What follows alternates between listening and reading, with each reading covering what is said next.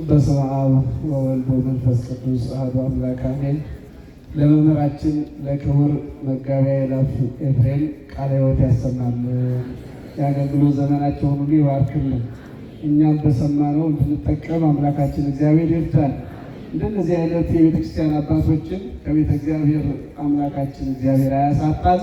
ሰፊ ዘመን ረጅም ዕድሜ ይስጥልን። መምህር በእውነቱ የቅዱስ ጊዮርጊስን ታሪክ የዕለቱን በዓል በሚገባን መልኩ በደንብ አስተምረውናልና የተማርነውን ትምህርት ደግሞ እኛ ሰምተን ዝም ብለን በአንድ ጆሮአችን ሰምተን የምናፈስ ሳይሆን የምንጠቀምበት እንዲያደርገን አምላከ ቅዱስ ጊዮርጊስ ፈቃዱ ይሁንልን። እንግዲህ የተወደዳችሁ የእግዚአብሔር ቤተሰቦች ዛሬ በዚህ ቤተክርስቲያን የሰማዕቱ የቅዱስ ጊዮርጊስን በዓል የምናከብርበትን ክቡር መጋቤ አእላፍ ነገሩ። ታዲያ ሰማዕቱ ቅዱስ ጊዮርጊስ ማን ነው? ምን ስለሆነ ነው? በምንስ ምክንያት ነው ብለን ማሰብ ያስፈልጋል። ሰማዕቱ ቅዱስ ጊዮርጊስ እንደኛ ሰው ነው። ነገር ግን ትክክለኛ ሰው የእግዚአብሔርን ሕግ ጠብቆ የሚኖር ለእግዚአብሔርም ራሱን የሰጠ ስለሆነ ይህንን ሁሉ በረከት አገኘ። በይበልጥ ሊቃውንቱ ሲዘምሩ ሰምታችሁ ከሆነ ይቤሎ መድኃኒነ ለብፁዕ ወለቅዱስ ጊዮርጊስ፣ አምላካችን መድኃኒታችን ኢየሱስ ክርስቶስ ንዑድ ክቡር ቅዱስ የሆነውን ቅዱስ ጊዮርጊስን እንዲህ ያለው ሁሉ ዘሐነጸ ቤተ ክርስቲያን በስምከ፣ በስምህ ቤተ ክርስቲያንን ያሳነጸውን ሁሉ እኔ በአንተ ቃል ኪዳን እምርልሃለሁ ብሎ ነው ራሱ አምላካችን በመለኮታዊ ቃሉ የተናገረው የነገረው።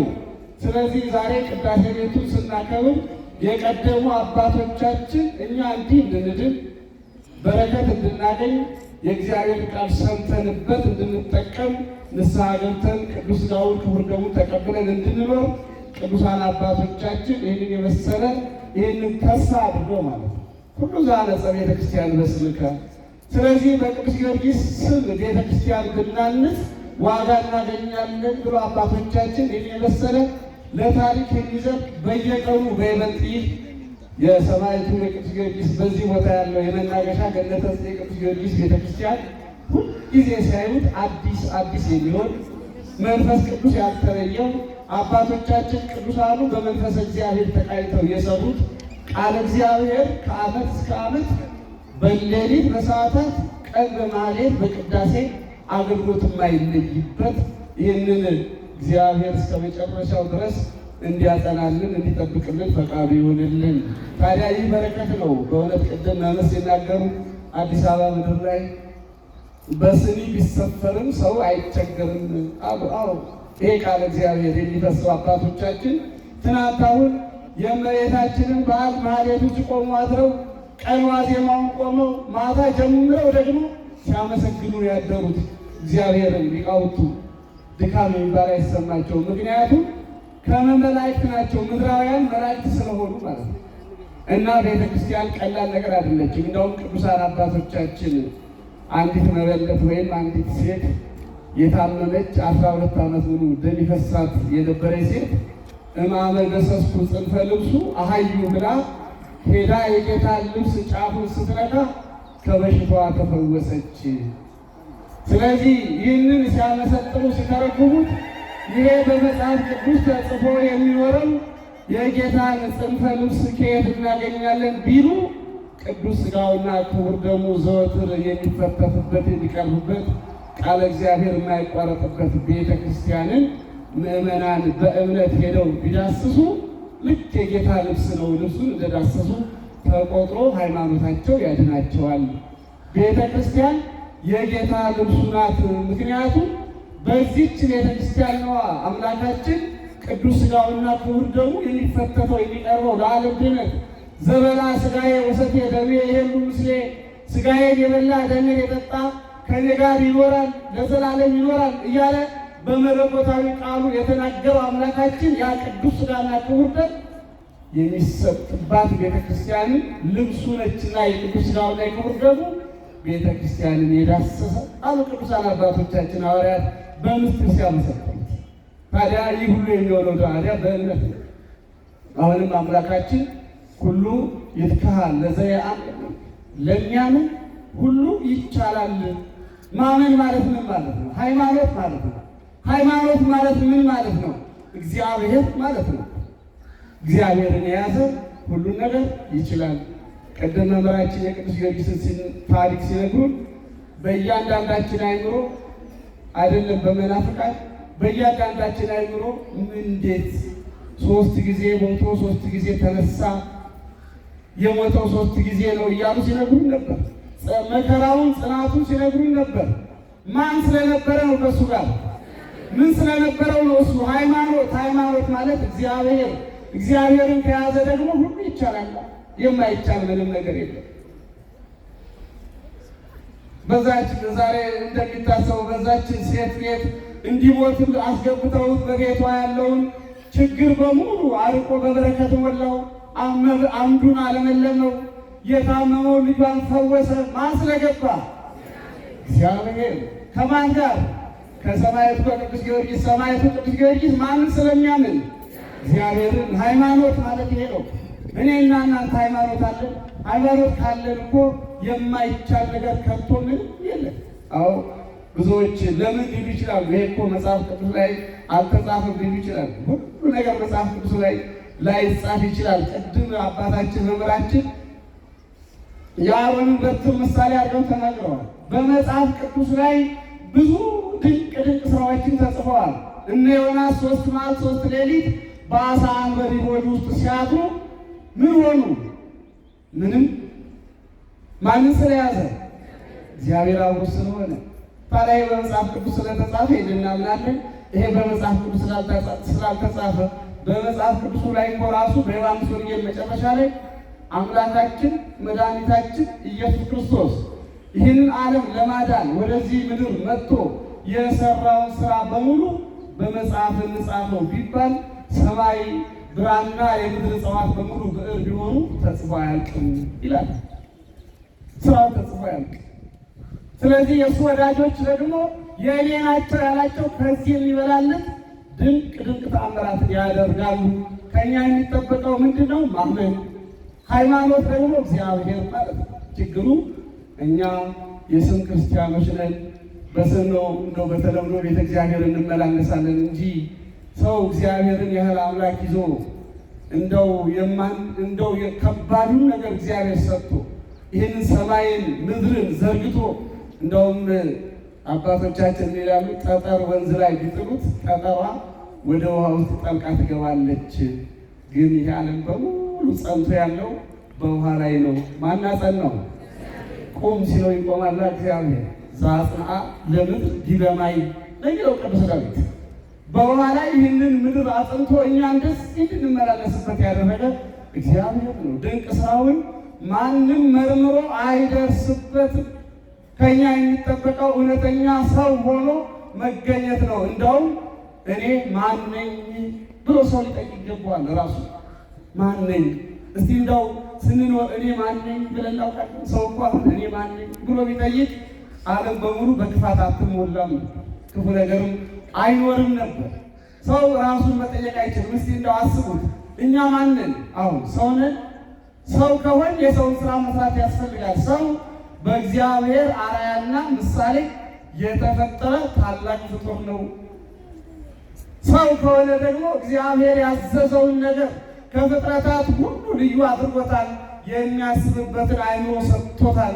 ስለዚህ አስቦ ሊኖር ይገባዋል። ሰው የሚናገረውን፣ የሚሰራውን፣ የሚያደርገውን ሊያስተውል ይገባል። ያን ካላደረገ ግን ሰው አይደለም፣ ከእንስሳም በታች ነው። ሰበሰን ዘክቡር ውእቱ ኢያእመረ ወኮነ ከመ እንስሳ ዘአልቦ ልብ ወተመሰሉ ነው የሚለው ቅዱስ ዳዊት። ልብ እንደሌላቸው እንስሳ መሰላቸው ሆነ ነው የሚለው።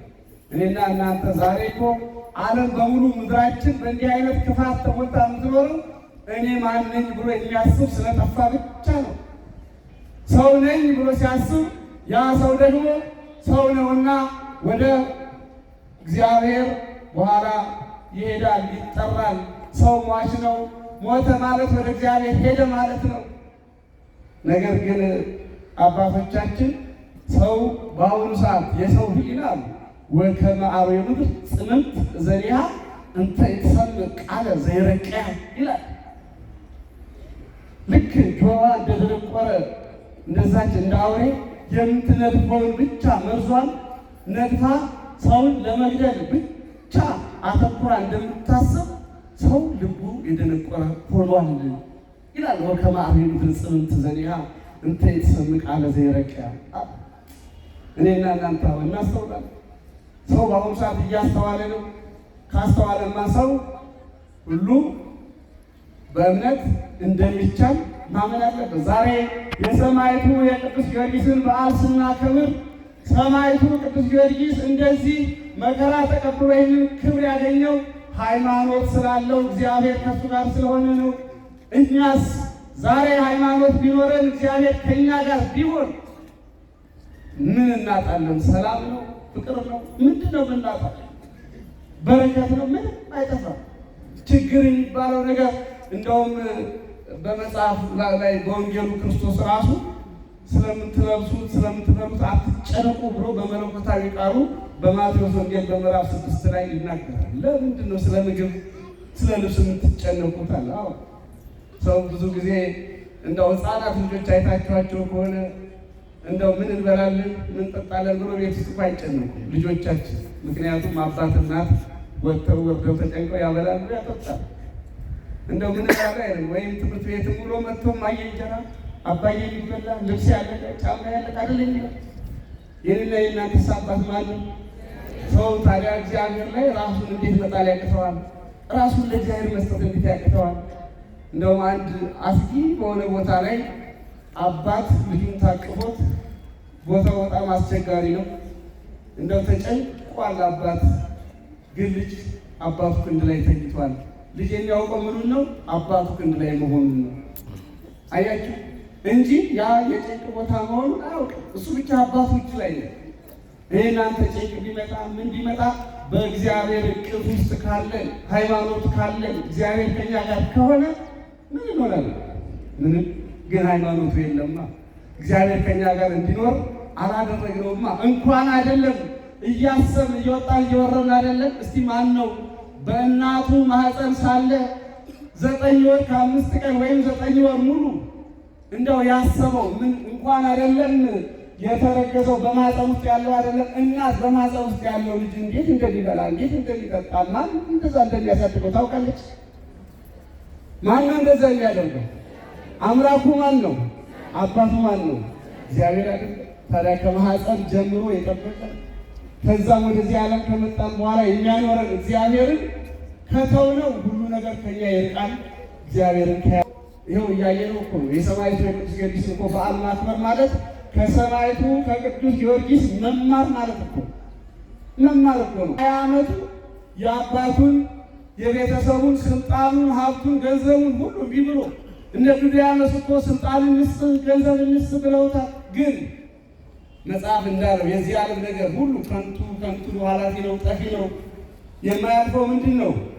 እግዚአብሔር ነው፣ የእግዚአብሔር መንግስት ነው። ስለዚህ እኔ እግዚአብሔር ባሪያ ነኝ አገልጋይ ነኝ ያለው እኮ ያቺ መበለት እንኳን ምንድን ነው ያለችው? ቤቷ ሲገባና ያንን ሁሉ ድንቅ ተአምራት ሲያደርግ አምላኮሙ ለክርስቲያን ተመስሎ ሰብአ መጽሐፌ አለች። አያችሁ የክርስቲያኖች አምላክ ሰው መስሎ ወደ እኔ መጣ፣ ወደ ቤት የገባች የክርስቲያኖች አምላክ ነው። የቀደሙት እኮ የድሮ አባቶቻችን ሃይማኖታቸው እንዲህ ይጠራል። እውነተኞች ናቸው። እግዚአብሔር ከእነሱ ጋር ስላለ ምንም አስበው አያጡም፣ ምንም ፈልገው አያጡም። አምላኮሙ ለክርስቲያን ያለች የክርስቲያኖች አምላካቸው ሰው መስሎ ዛሬ ቤቴ ገባ፣ ቤቴ መጣል። እሱ ደግሞ አንሰ ይኮንኩ አምላክ አላ ገብረ አምላክ አለ። እኔ አምላክ አይደለሁም፣ እኔ አሁን ያልሽው የክርስቲያኖች አምላክ ባሪያ ነኝ ነው ያለ። ባሪያ ነኝ። ስለዚህ እኔና እናንተ እውነተኛ የአምላካችን ባሪያዎች እንድንሆን ነው ልባችንን እንዲመልሰው ወደ እግዚአብሔር መጸለይ ያስፈልጋል። ሰማዕቱ እኔ የእሱ የምትዩ አምላክ ባሪያ ነኝ እንዳለ ሁሉ እኛም እውነተኛ አገልጋይ ማለት ነው። እውነተኛ የእግዚአብሔር ልጆች አገልጋዮች እንድንሆን ማን ይርዳን? እንዲረዳን አመስግኑት እግዚአብሔርን። ስሙ የተመሰገነ ይሁን። ታዲያ እግዚአብሔር የሚረዳን አሁን ዝም ብሎ እንደው እንዲህ ነው እያልን ስለተናገርን አይደለም። ራሳችንን ለእግዚአብሔር ማስገዛት ያስፈልጋል። እግዚአብሔር የሚወደውን ስራ መስራት፣ እግዚአብሔር የሚወደውን ነገር መናገር፣ እግዚአብሔር በሚወደው መንገድ መሄድ ያስፈልጋል። ነቢየ እግዚአብሔር ቅዱስ ዳዊት እኮ ምንድን ነው ያለው? እቤ አዕቅም አፍሬ ከመ ይሳት በልሳኔ፣ አንደበቴ ክፉ ነገር እንዳይናገር አቤቱ አንደበቴ ጠብቅልኝ እጠብቃለሁ ያለው። የኔና የእናንተ ጸሎት ምንድን ነው? እሱ አንደበቴ ክፉ ነገር እንዳይናገር። አንደበታችን እኮ ነው በአሁኑ ሰዓት እኮ ጦርነቱንም ሌላውንም ነገር እንደው ሁሉም ይጽፋል፣ ይናገራል፣ የሚመለከተውን የማይመለከተውን በቃ እሳት ያነዳል፣ ያባብሰዋል። ታዲያ ሰላም እንዳይመጣ ሁሉ ነገር እየባሰ የሚሄደው በማን ነው? በራሳችን ችግር። ስለዚህ እኛ መጀመሪያ እስቲ አንደበታችንን ሕዋሳቶቻችንን ለእግዚአብሔር እንስጣቸው። አንደበታችን የእግዚአብሔርን ስም ብቻ ይጥራ። እስቲ እንዴ ቅዱስ ዳዊት እኮ መልካም ዘመንን ማየት ከፈለክ ነው ያለ ክራ ልሳነ ከመኩይ ወከናፍሪከኒ ከመ ይልባ ጉሉተ፣ አንደበትን ከክፉ ነገር ከልክል፣ ከናፍሮችም ክፉ ነገርን ከመናገር ይቆጠቡ። ያን ጊዜ መልካም ዘመንን ታያለህ፣ እግዚአብሔር ከአንተ ጋር ይሆናል አለ። እድሜ እንድናገኝ፣ ጤና እንድናገኝ፣ ሕይወት እንድናገኝ አንደበቱ ሰው መቆጠብ አለበት። ወደ እግዚአብሔር መስጠት መቻል አለበት። ሰማዕቱ ቅዱስ ጊዮርጊስ ቅድም ልጆቹ ዘምሩ ሰምታችኋል። እፄዋ አካምላክ በሁሉ ነገር የእግዚአብሔርን ስም ይጠራል፣ ጸጋ ነፍስን ያድለው ዘንድ። እኔና እናንተ በክፉም ጊዜ በደግም ጊዜ እግዚአብሔርን ስም መጥራት አለብን። ስመ እግዚአብሔርን ሰው ከጠራ ወኩሉ ዘጸዋ ስመ እግዚአብሔር ይድን በሚለው የእግዚአብሔርን ስም የጠራ ሁሉ ምን ይላል? ይድናል። እድናለሁ ብሎ ማመን ያስፈልጋል። ለሁሉ ነገር መሰረቱ ሃይማኖት ነው። ሃይማኖት ሰ መሰረት ይእቲ ወካልአንሃ ህንፃ ወንድቅ ይላል ቅዱስ መጽሐፍ። ሃይማኖት ለሁሉ ነገር መሰረት ነው። ሃይማኖት ማለት እግዚአብሔር ማለት ነው። ሰው እግዚአብሔርን ከያዘ ሁሉ ነገር የሱ ነው። ስለዚህ ሰማዕቱ ቅዱስ ጊዮርጊስ የጸናው የበረታው ይህን ሁሉ ተጋድሎ የፈጸመው ይህን ሁሉ ተጋድሎ ፈጽሞ ከአምላኩ ከእግዚአብሔር ቃል ኪዳን የተሰጠው እግዚአብሔር በመለኮታዊ ቃሉ ያነጋገረው ቅዱሳን መላእክት ሲረዱት የነበረው ሃይማኖት ስላለው እግዚአብሔር ከእሱ ጋር ስለሆነ እኔና እናንተም ሃይማኖታችንን አጥብቀን ከያዝን፣ ሃይማኖታችንን ካጸናን፣ ምግባራችንን ካቀናን እግዚአብሔር ከኛ ጋር ይሆናል። የምናጣው ነገር የለም። አሁንም አምላካችን እግዚአብሔር ምንም ነገር ሳያሳጣ በረከቱን፣ ሰላሙን፣ ፍቅሩን እንዲያድለን ፈቃዱ ይሁንልን። ጸሎታችንን፣ ድካማችንን ሁሉ ይቀበልልን። የሰማዕቱ የቅዱስ ጊዮርጊስን በረከት ያሳድርብን። እንግዲህ የተወደዳችሁ የእግዚአብሔር ቤተሰቦች ቤተ ክርስቲያን ስንመጣ፣ ወደ ቤተ ክርስቲያን ስንመላለስ ከእግዚአብሔር ጋር እንደምንነጋገር አድርገን ራሳችንን ለእግዚአብሔር መስጠት ያስፈልጋል። አንድ ባለስልጣን ፊት ወይም ፖሊስ ፊት እንኳን ስንቆም እንደው ልባችን ይበትናል። ብዙ ሰው አሁን አቡነ ዘበሰማያትን ሲጸልይ እንደው ልቤ ብትን ብሎ እንደው ምን ጊዜ ጀምሬ ምን ጊዜ እንደጨረስኩት እንደው ትዝ አላለኝም የሚል ሰው እንኳን እንደዚህ አይነት ጸሎት ቅድመ እግዚአብሔር ያደርስ። አሁን ድካማችን ቀላል አይደለም። ፀሐይ እየደበደበን ሌሊት በርዱ እየወረደብን ነው እግዚአብሔር ፊት ቤት መጥተን የምንቆመው። ታዲያ ያ የሚቆመው ቁመት የምንደክመው ድካም ጸሎታችን ቅድመ እግዚአብሔር የሚደርሰው እግዚአብሔርን በዙፋኑ በዓይነ ሕሊናችን እያየን እግዚአብሔር ፊት መቆማችንን እየተረዳን ነው እግዚአብሔርን ማመስገን፣ መጸለይ፣ ማስቀደስ ያለብን እንጂ እንደ አይኖራችን ዝሩ ሆኖ የትም እየሄደ እንደው ዝም ብሎ አንደበታችን ብቻ የሚያነበንበው ከሆነ ቅድመ እግዚአብሔር አይደርስም። ሌላ ቀርቶ እንደው አንድ ወዳጃችን እንኳን ፊት ቆመን አይኑን እያየ ነው በትክክል እንደው ስታወሩት እንኳን እየሰማኸኝ ነው ስማኝ እያለ እየጨቀጨቅን አይደለም የምናወራው። ልክ እንደዛ ሁሉ ጸሎት ማለት ከእግዚአብሔር ጋር መነጋገር ማውራት ማለት ነው። ታዲያ ሰው ከእግዚአብሔር ጋር ሲነጋገር ሲያወራ እንዴት አድርጎ ነው ሕሊናውን መሰብሰብ ያለበት? በዚህ መልክ ከሆነ ጸሎታችን አይደለም ለእኛ አይደለም ለኢትዮጵያ፣ ይህ እዚህ የተሰበሰበው ሰው በሙሉ አባታችን ሆይ ከልቡ እግዚአብሔርን እያየ በዓይነ ሕሊናው ከጸለየ ጸሎቱ ለዓለም ሁሉ ይሆናል። ዓለምን በሙሉ ያድናል። ያን እንዲያደርግ የአምላካችን ቅዱስ ፈቃዱ ይሆንልን። ልቦናችንን ይሰብስብልን። ድካማችን ድካመ ጻድቃን ያድርግልን። እንግዲህ ሁልጊዜ ቤተ እግዚአብሔር የሚገኙትን ነው የምንወቅሰው፣ የምንናገረው፣ የምንጮህባቸው። ምክንያቱም ለሚሰማ ነው የምንናገረው።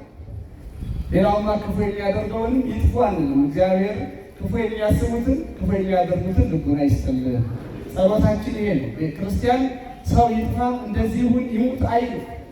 በቃ ክፉ የሚያደርገው ሰው፣ ክፉ የሚሰራ ሰው፣ ክፉ የሚያስብ ሰው ከክፋቱ እንዲመለስ እግዚአብሔር ልቡና ይስጥልን ብሎ ክርስቲያን መጸለይ ያለበት። አሁንም ለሀገራችን ክፋት የሚያስቡትን ተንኮል የሚያስቡትን ካሉ እግዚአብሔር ልቡና ሰጥቶ ወደ በጎ ነገር ይመልስልን። ሁላችንንም በቸርነቱ ይጎብኘን። የሁላችንን መጨረሻ ያሳምርልን። ክቡር አባታችን መላከ ሰላም የመጨረሻውን ጸሎት ያደርጉልን።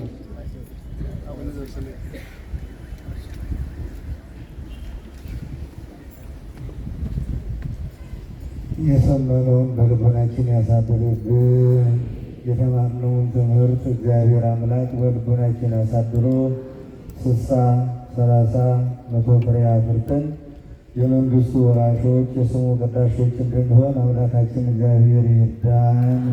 የእመቤታችን የድንግል ማርያም ወላዲተ አምላክ አማላጅነት የሰማዕቱ የቅዱስ ጊዮርጊስ በረከትና ረድኤት ይደርብን።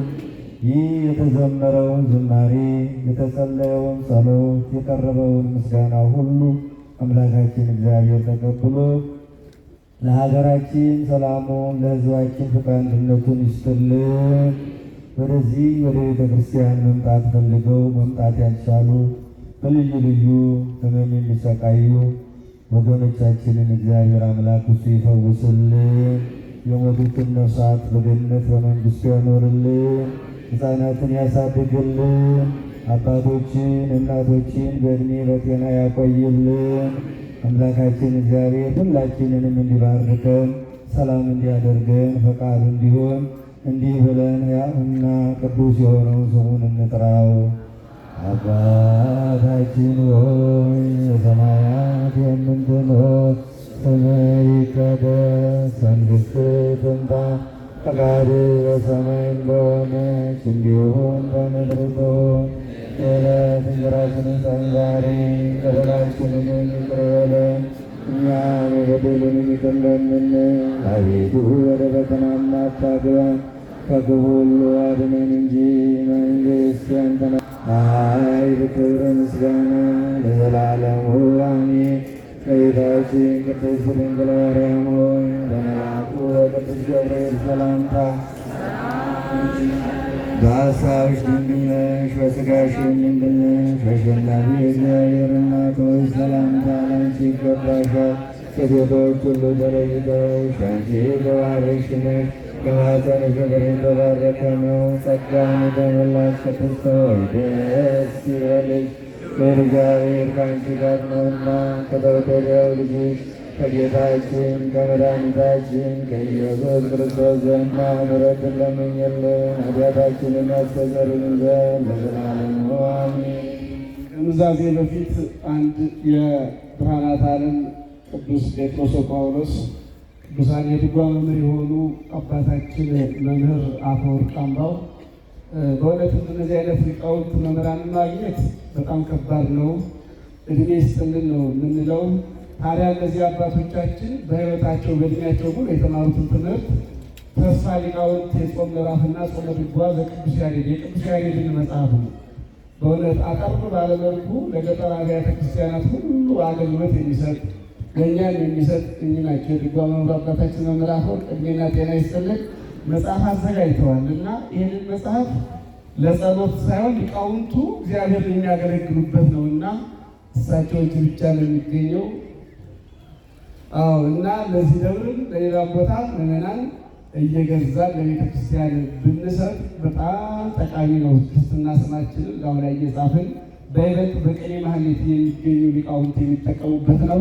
እዚህ ሌላ እንኳን ሁለት መጽሐፍ አምጥተዋል። የደብራችን የሂሳብ ክፍል ቀሲስ ሳህሉ ይህንን ሁለቱን መጽሐፍ በእኛ ለቤተክርስቲያናችን ስም ተገዝቶ ለቤተክርስቲያኑ አገልግሎት ለሊቃውንቱ እንዲሆን ሂሳቡ እንዲሰጣቸው ነሳቸው ሌሎቻችሁ ምዕመናን ለሌላም ቤተክርስቲያን ይሁን ለዚህም ቤተክርስቲያን እያንዳንዱ ሊቃውንት ይዘው የሚያገለግሉበት መልካም የሆነ የሊቃውንት በእውነት የመምህራን መጽሐፍ ነውና እኔ ይዤው ከምሞት ብለው ነው እየጻፉ ያሉት። አንድ መጽሐፍ ለመጻፍ እንግዲህ ብዙ ነገር ያስፈልጋል። ተበድረውም ተለቅተውም ነውና ይህን መጽሐፍ ያዘጋጁት። ማበርታት ያስፈልጋል አባታችንን። እኛም ለማበርታት ሁለት መጽሐፍ እንገዛለን እንወስድበታለን። ሌሎቹም ቢሆኑ ምዕመናኑ ይገዛሉ። አድራሻውን ብቻ ሳያሳውቁ ዋጋው አንዱ 500 ብር ነው። ተጋግዞ 4፣ 5፣ 10፣ 15 ሆኖ ለቤተክርስቲያን በአንድነት መስጠት ይቻላል። መምህራችን መምህር አፈወርቅ በእውነት በሰላም ይህንን እንደው በበጎ አስበው ስላዘጋጁ እድሜና ጤና ይስጦት። የሊቃውንት አምላክ ይጠብቅልን። እንደው ዝም ብሎ እንደው ይሄ እንደው መጽሐፍ ካሉ ዝም ብሎ እየተዘጋጁ በየሜዳው የመጽሐፍ እንደሚባለው ይሄ የሊቃውንቱ እግዚአብሔር የሚገለገልበት መስዋዕት የሚቀየርበት የሚሰምርበት ለቤተ ክርስቲያን ጠቃሚ የሆነ መጽሐፍ ነው። እኛ ስለማይገባን ብዙ ጊዜ ያው ግልጽ ስለማይሆንና እስከ ምልክቱ ጭምር ነው ያዘጋጁት እና እግዚአብሔር ይጠብቅልን። በዚህ መልክ እንድናግዛቸው ለማለት ነው። እግዚአብሔር ይስጥልን። አባቶች፣ ካህናት፣ ወንድሞች ዲያቆናት፣ በዚህ ቅዱስ ስፍራ ተሰብስባችሁ ያላችሁ ወንዶችን ሴቶችን ከኃጢአት ማሰሪያ የተፈታችሁ ንጹሐን ሁኑ። እኔንም እናንተንም ለመንግሥተ ሰማያት የበቃን የተዘጋጀን ያደርገን ዘንድ የማርነ ክርስቶስን በ12 ጊዜ እንዲሁም ስለ እናቱ ስለ ድንግል ማርያም ብሎ ይቅር ይለን ዘንድ እንደ እግዝእትነ ማርያም መሐረነ ክርስቶስ።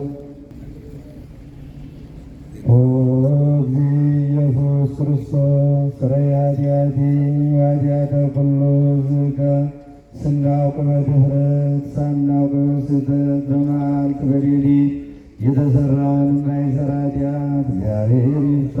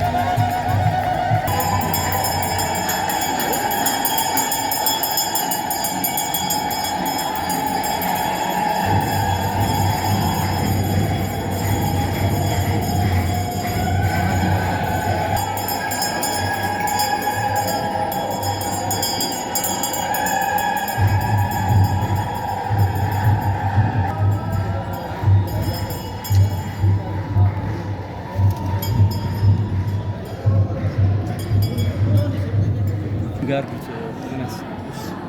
Jan Gardu, Hans.